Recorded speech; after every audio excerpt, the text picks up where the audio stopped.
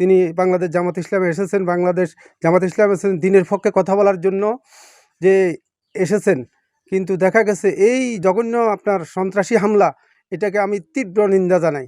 এবং এই হামলার জন্য দেখি আমি আলামত দেখি ওনার বাড়ির যে ইয়ে ছিল আপনার যে ট্রেনের বেড়া ছিল, ট্রেনের উপর কয়েকটা কোপ এবং বাড়ি এবং দরজা ভেঙে যে ওনার ভিতরে জানতে পারলাম আর কি, ওনার থেকে বাড়ির লোকদের থেকে জানতে পারলাম ভিতরে ঢুকতে চাইছিল, তারা ঢুকি যে বাড়ির সরশিকরের সাথে সাথে বাইরের থেকে বা প্রতিবেশী যে ঘর থেকে সবাই এসে যখন আপনার ইয়ে করলো, তখন ওই সন্ত্রাসীরা তারা ফালাই গেল।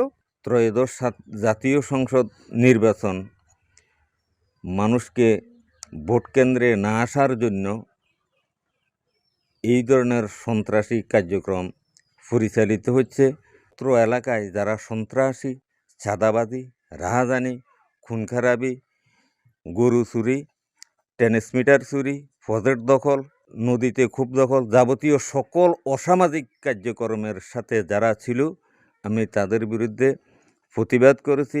উপজেলা পরিষদের সদর থানার ওখানে আইনশৃঙ্খলা মিটিংয়ে আমি তখনও এটা উপস্থাপন করেছি, যার কারণে এই সন্ত্রাসীরা আমার বিরুদ্ধে আমাকে প্রাণে হত্যার জন্য আমার বাড়িঘরে আক্রমণ করছে।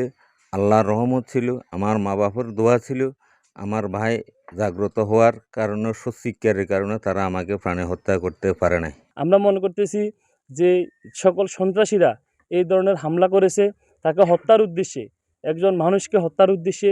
সে যেই দল করুক, একজন মানুষ দল করলে তাকে হত্যা করতে হবে, এই ধরনের অপরাজনীতি আমরা এই বাংলাদেশে আর চাই না।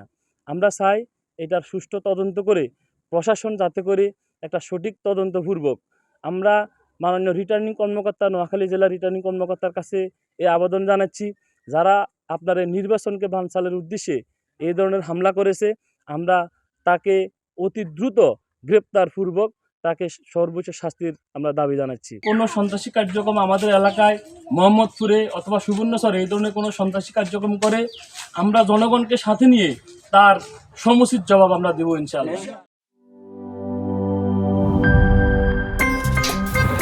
আমার একটা স্মার্ট সিদ্ধান্তে 25% গ্যাসের খরচ কমেছে। ভাবছেন কিভাবে?